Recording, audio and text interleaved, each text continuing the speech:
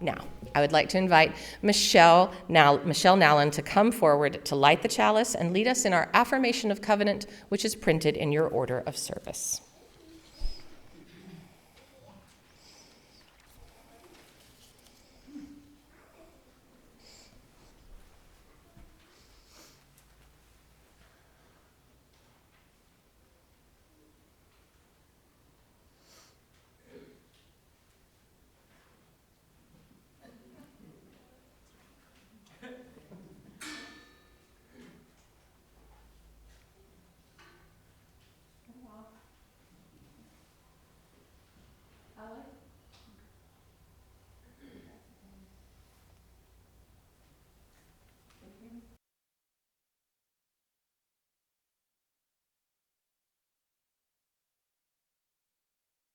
Okay. I light the chalice with these words. Let there be light, the light of joy, the light of happiness, and the light of contentment. May it illuminate our paths and fill our lives with peace. And let there be dark, for it is from our dark places that we are brought forward, tried and tested, and impelled toward growth. It is in these places that we realize compassion and learn to love. And there was day, and there was night, and there was joy, and there was sorrow, and it was good. Will you join me in our affirmation of covenant found in your bulletin? Love is the doctrine of this church. The quest for truth is its sacrament, and service is its prayer. To dwell together in peace, to seek knowledge in freedom, to serve humankind in fellowship, to the end that all souls shall grow into harmony with the divine. Thus do we covenant with each other.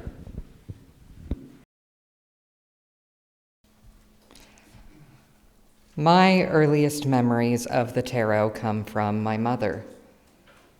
When I was a very young child, she went into substance abuse rehab. After completing treatment there, she went on to manage a women's halfway house in Hot Springs, Arkansas. I would stay there with her on weekends, and I'd sometimes find her reading cards for clients on the front porch.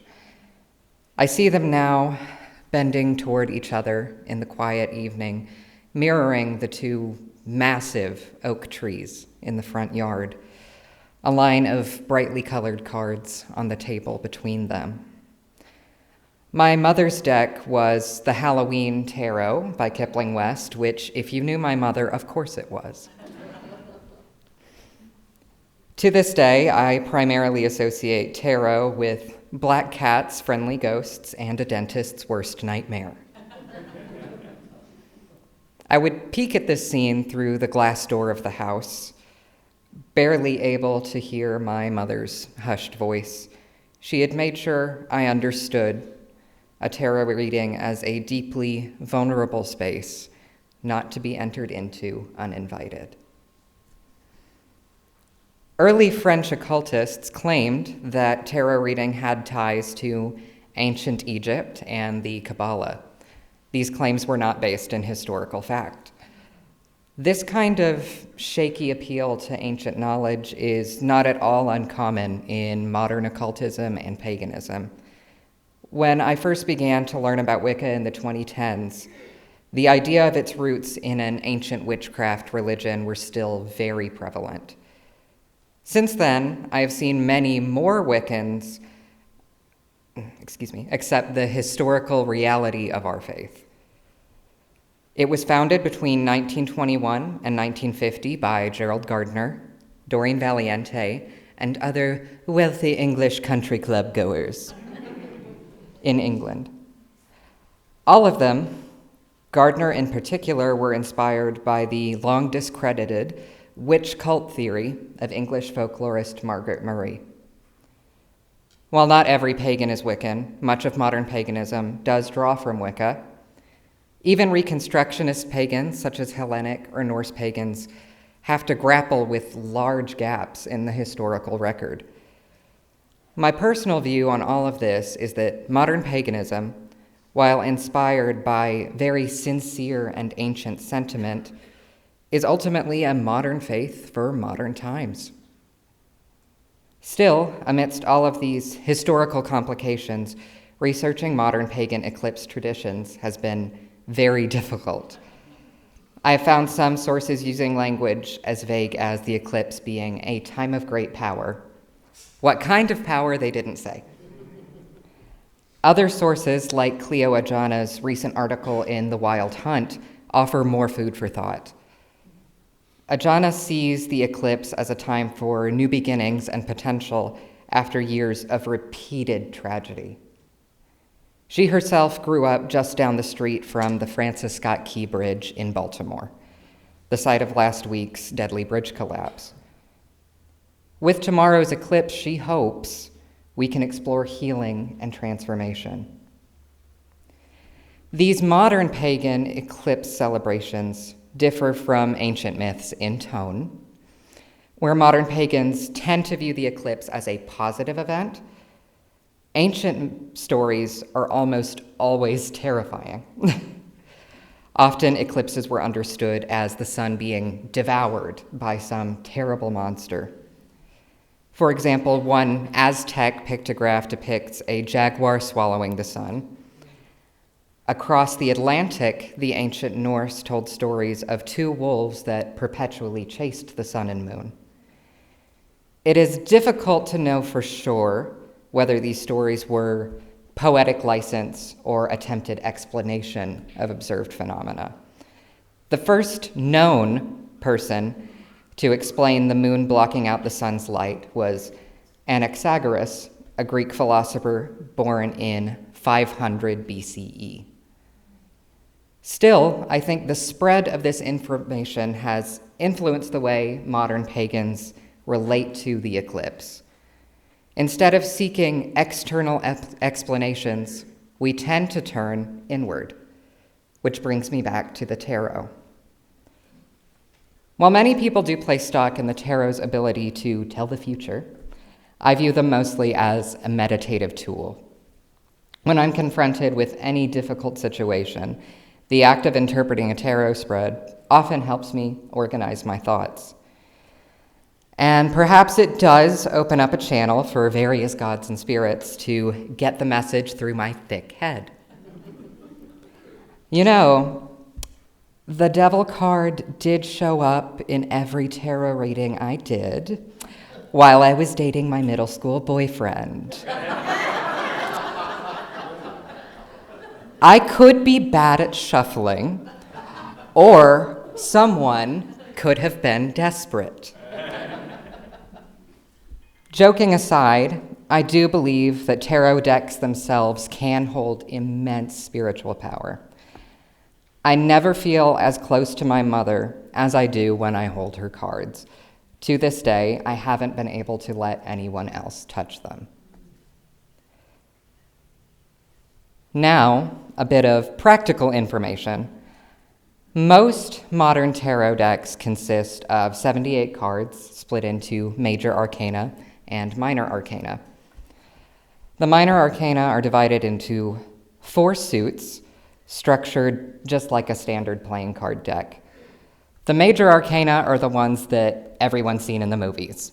Ones like Death, the Fool, or the Lovers. The image on your programs comes from the Raven's Prophecy Tarot by Maggie Stiefvater. It is my personal favorite interpretation of the Lover's card. For one, it's not as explicitly gendered as many other versions. Even if you tried, I'm sure you'll notice that both of those deer have antlers. Stiefvater's artwork also takes some of the focus away from romantic relationships. While this is a perfectly valid interpretation of the card, it can also represent duality within an individual. But what does this have to do with the total solar eclipse? Tarot is not a Wiccan-specific tradition, but that is one of the lenses I bring to the practice. In most of its iterations, Wicca is a duotheistic religion. The primary deities are a triple goddess and a horned god. They are associated with the moon and the sun, respectively, and they are, among other things, lovers. From that perspective, we could celebrate the eclipse as their loving embrace. But what about that inner duality I mentioned? Well, the tarot has cards for the sun and moon as well. The sun card is overwhelmingly positive. It represents joy, hope, and self-awareness. The sun tells us that our path is clear and that we have all the tools we need to follow it. The moon card is very different. Imagine that same path, but lit only by a sliver of moonlight. Nothing looks the same, and anything could be hiding just behind the trees. The moon card tells us that we're stuck in fear and illusion with no discernible way out. Life often fluctuates between these two poles. Things like external stress and mental illness often leave us lost in the dark. But more often than not, the dawn comes and we find our way again. Now, the biggest risk is forgetting where we've been. It is all too easy for us to ignore the more uncomfortable parts of our lives only for them to come back to haunt us later. Stressful events in our lives may affect our ability to relate to the world around us, other people, and even our own bodies. As Richard Adams says in Watership Down, we take the daylight for granted, but tomorrow we'll get a good demonstration that it's not as constant as we think. The Lover's card invites us to find balance between our own darkness and light. A term for this that I learned in the context of my own PTSD treatment is reintegration. In contrast to earlier desensitization models, this approach seeks to reintegrate traumatic memories into our sense of self while changing the meaning we assign to them.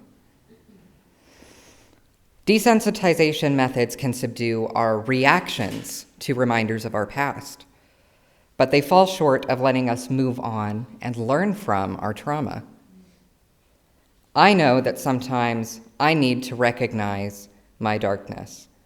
I need to map out my path and learn how to walk it just as well by moonlight as I do by sunlight. Maybe then, when my sun and moon come together, they can create something truly beautiful. Thank you.